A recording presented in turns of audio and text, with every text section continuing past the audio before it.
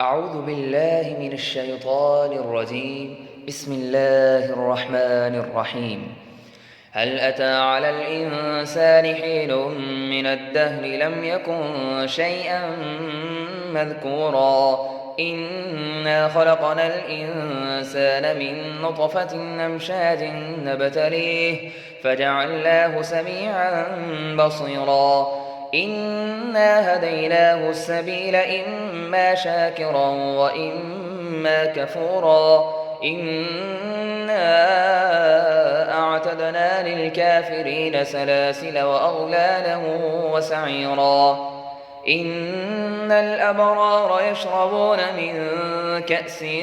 كان مزاجها كافورا عينا يشرب بها عباد الله يفجرونها تفجيرا يوفون بالنذر ويخافون يوما كان شره مستطيرا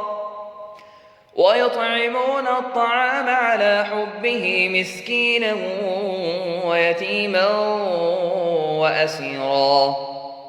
إنما نطعمكم لوجه الله لا نريد منكم جزاء ولا شكورا إنا نخاف من ربنا يوما عبوسا قمطريرا فوقاهم الله شر ذلك اليوم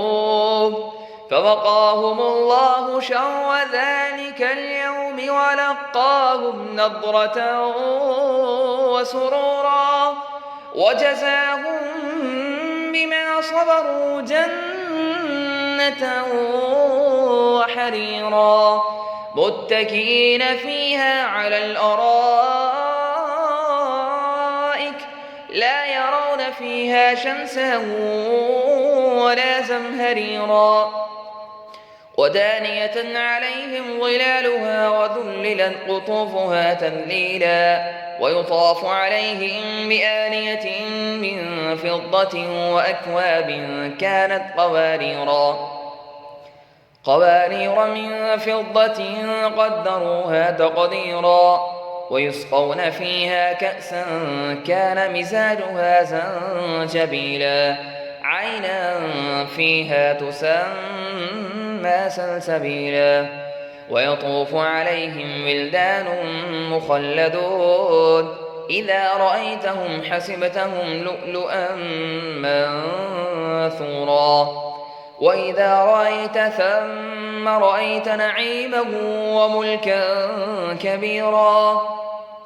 عاليهم ثياب سندس خضر واستبرق وحلوا أساور من فضة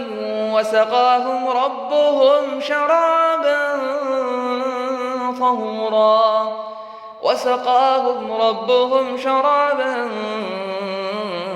طهورا إن هذا كان لكم جزاء وكان سعيكم مشكورا إنا نحن نزلنا عليك القرآن تنزيلا فاصبر لحكم ربك ولا تطع منهم آثما أو كفورا واذكر اسم ربك بكرة وأصيلا ومن الليل فاسجد له وسبحه ليلا طويلا إن هؤلاء يحبون العاجلة ويذرون وراءهم يوما ثقيلا نحن خلقناهم وشددنا أسرهم وإذا شئنا بدلنا أمثالهم تبديلا إن هذه تذكرة فمن شاء اتخذ إلى ربه سبيلا وما تشاءون إلا أن يشاء الله إن الله كان عليما حكيما يدخل من يشاء في رحمته والظالمين أعد لهم عذابا أليما.